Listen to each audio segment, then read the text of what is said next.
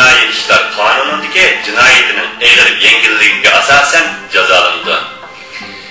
55-modda vatandoshlarning asos qonunda berilgan huquqlari va bahramand bo'lishga tegishli qonunliq huquqlari inkor qilinmaydi. 56-modda sudda jinoyatchiga berilgan jazodan so'ng yana uni malay qilib edish, qul qilib edish, majburiy emgak qilish va ijtimoiy o'rniga qarab kamsitish man etilindi. Her bir Sharqi Turkiston vatandashi qonun oldida barobardir. 11-bölüm Hükümetinin hukuk çeklemesi. 57-modda Hükümetinin kanunda ko'rsatilgan doirasidan sir pul sarf qilishga ruxsat qilinmaydi. Ammo davlatni tunutish va uning bexatarligini saqlash uchun boshbakan, ya'ni bosh minister parlamentning qo'shilishini o'tkazib, muavin miqdordagi mablag'ni saqlash, xarajat qilish huquqiga. Parlament davlatning 1 yillik xamchot va rasxod planini ko'zdan kechirib tasdiqlaydi. Munosabatlik ministerlarning har yili rasxodlarning chiqim qilinish ahvolidan taftish hay'ati orqali hisob oladi. Taftish hay'ati parlament tarafidan ovozga qo'yib saylab chiqiladi. Hay'atlar 3, 5, 7 yoki 9 kishidan tashkil topadi. Ya'ni 10 kishidan tashkil topadi.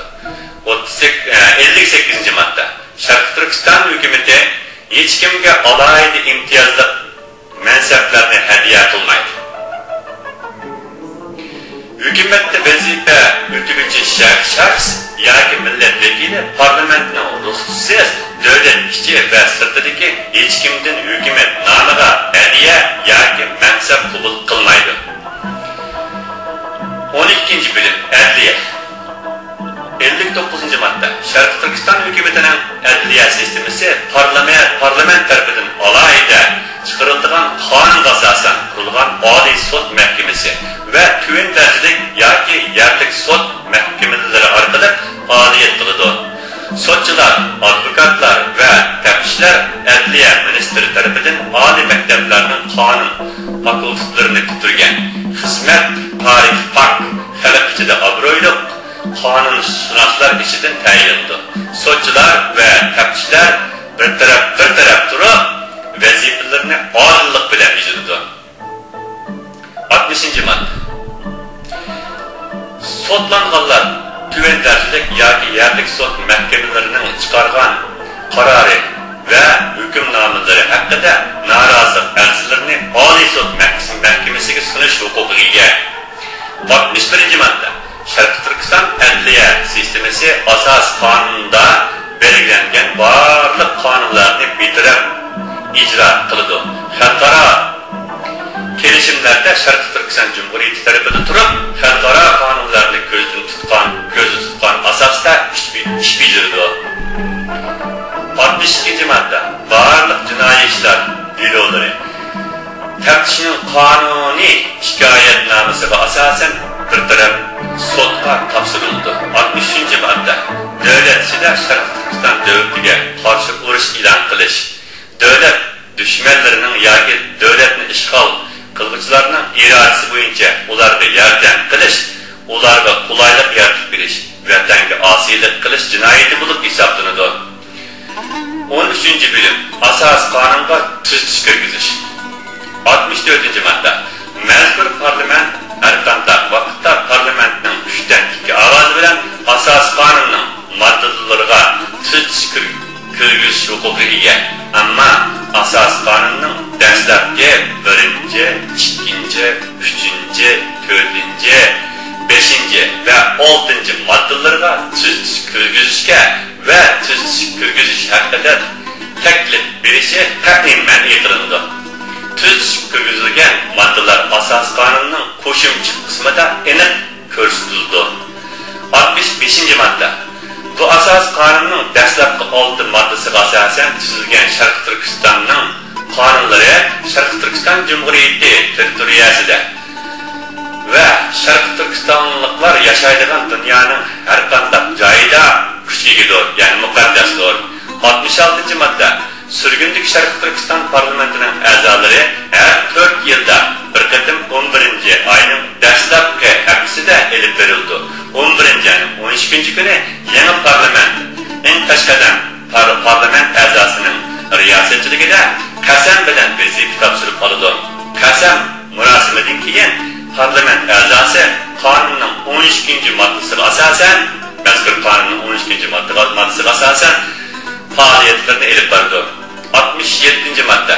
2004 yılı 9. ayının 14. günü avazla koyuluş arkalı saylangan parlament a'zolari ve ministerler 4 yıl keyinki saylangacha vazifasida qoladi.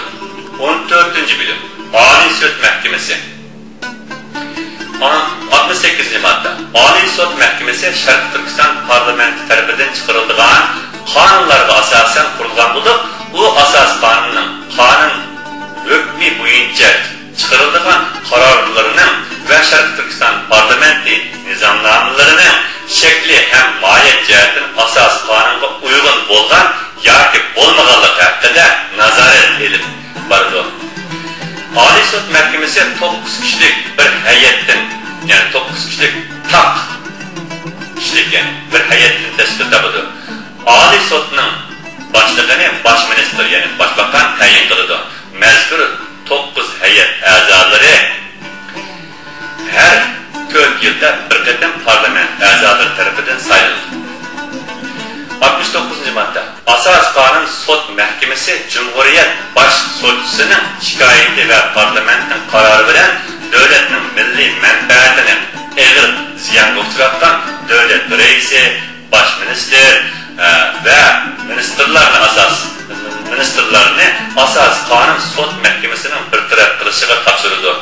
Asos qonun sud mahkamasi chiqargan qaror keskin bo'lib, uningga e'tiroz bildirishga bo'lmaydi. 70. madde. 14 bilim 70 maddeden tashkil topgan ushbu asos qonun yurt teshida Şarkı Türkistan mustaqillik harakatining dunyo jamoatchiligi oldida bo'libmi uning Amerika hukumati va xalq oldida tunilib bugungi holiga kelishida ochqishlik rol o'ynamoqda bo'lgan Washingtondagi Şarkı Türkistan Milliy ozodlik markazining qurg'uvchisi va uning prezidenti ve şunun bilen birge bu qatim Washingtonda vujudga kelgan mazkur surgunda hukumatimizning qurg'uvchisi bo'lgan men Anvar Yusuf Turani tarafidan tayyorlab yezib chiqilgan bo'lib, mazkur asos qonun 2004 yili 11 ayning 20 kunidan 22 kuniga qadar Washingtonda chaqirilgan qurultayda parlament a'zolarining umumiyuzlik birdak ma'qulligidan o'tishi bilan Washingtondagi National Press Club'da, ya'ni Milliy axborot klubida 11 ayning 23 kuni dunyoga e'lon